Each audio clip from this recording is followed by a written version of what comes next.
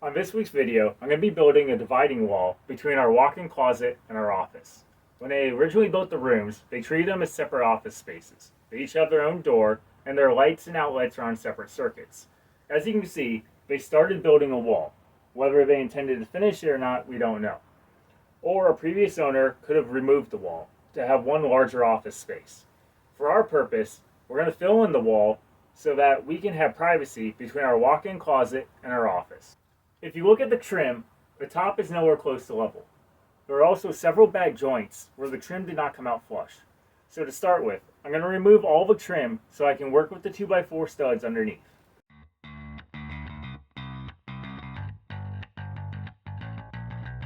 Removing the trim was pretty simple. I used a hammer and some flat-bladed tools to get under the trim and pry it off.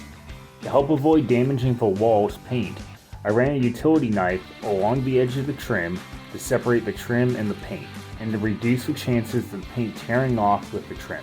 This worked for the most part, and I only had a few areas that suffered damage.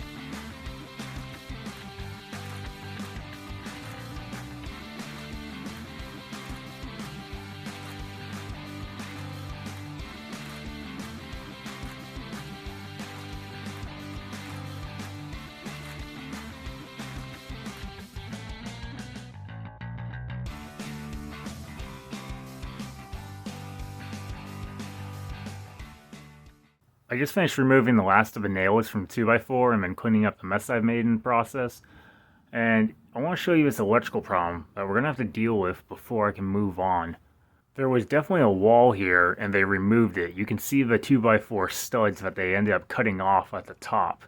And you'll notice that we have metal conduit for electrical wire here and over here. Now, these are probably outlets for both sides of the room. For this one, they apparently just cut it off, but they didn't cap it or anything, so this is just exposed electrical. Definitely does not meet code. For this one over here, they decided they wanted to keep this outlet, and so they ran it over to the 2x4, cut a hole in it, and then ran it behind the 2x4 to right here. And they did this. So this is an issue I have to fix as well. But back up to the actual wire itself, and you'll notice we have a hole and a burn mark right there. And they actually put a nail right through the trim into this metal wire in the process. And I don't know how they didn't cause a fire in the process, but I ended up throwing sparks all over the place when I removed it because I didn't notice it at the time. I need to build a 2x4 frame to replace the studs that were cut off so I can attach my plywood to create the new wall. In order to do this, I'm going to use 5 pieces of 2x4. One across the top, one along the bottom, one for each side, and then one in the middle to bridge the gap between the two.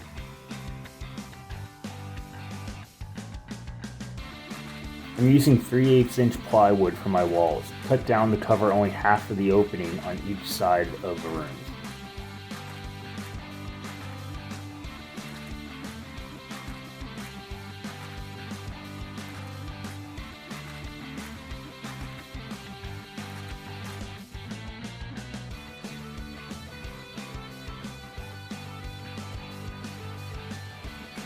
To assemble the frame, I attach the sides directly to the original studs. And then to attach the top, bottom, and middle, I use 90-degree strong ties.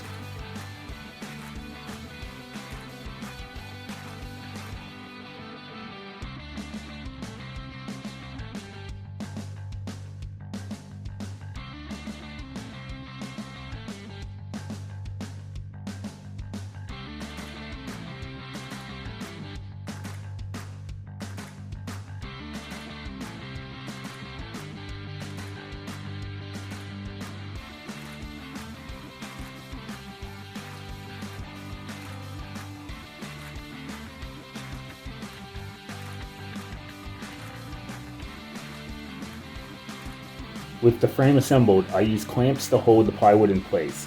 Then I pre-drilled all my holes for my screws, then came back and actually attached the plywood to the 2x4 frame. I then repeated this process on the opposite side for the other section of wall.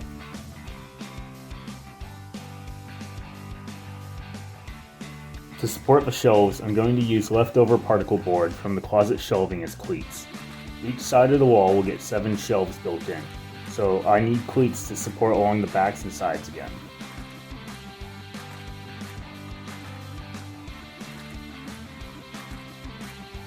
For the shelves themselves, I will use remaining particle board left over from the pieces the walls that I cut. Each one will be 6.5 inches wide and roughly 30 inches long.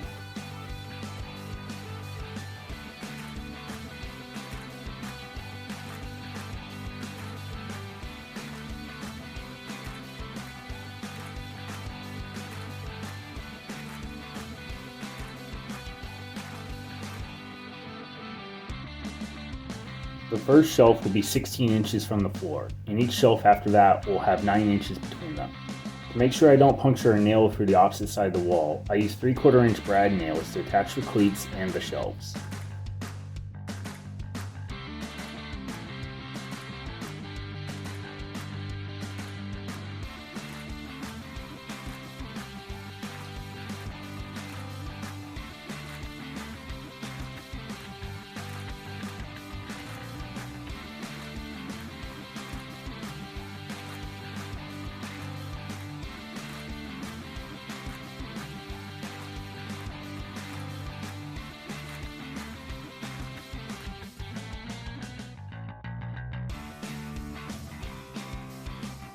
To cover up the opening under the first shelf, I added another piece of 2x4 for extra back support and then attached a piece of plywood cut to cover the opening. With the walls and shelves built, I need a way to cover the gap between the new wall and the original wall, so I'm going to cut my own trim out of 3/4 inch MDF.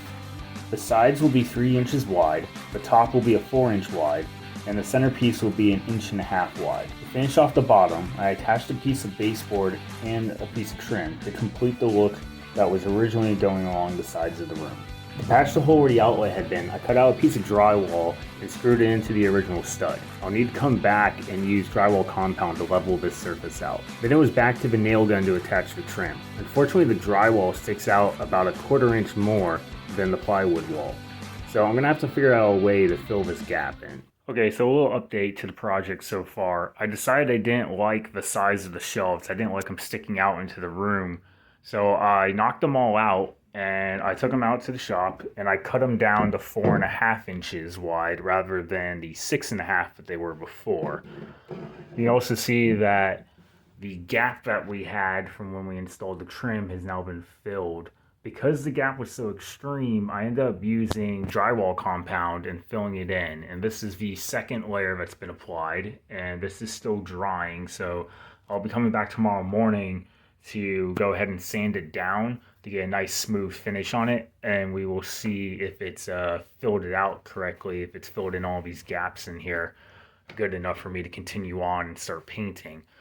I have also patched the hole in the wall where the electrical outlet was, and this is still drying as well. I have to come back and touch it up.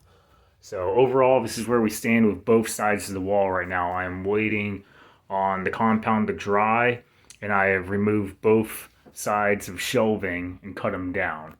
So we'll continue on from here tomorrow morning and hopefully finish it up and get some paint on.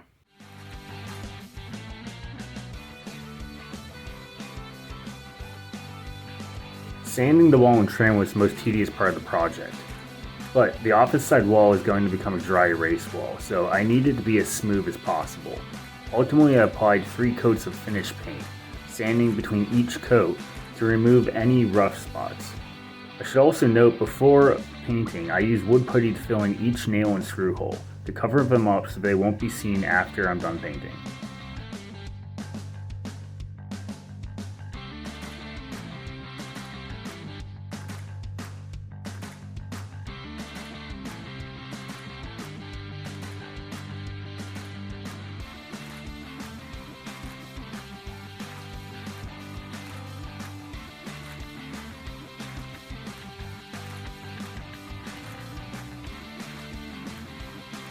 Last of all, I went back and reattached the shelves, and then I did touch-up paint on the shelving. Then I had to go back and touch up the paint that had been ripped off when removing the original trim work.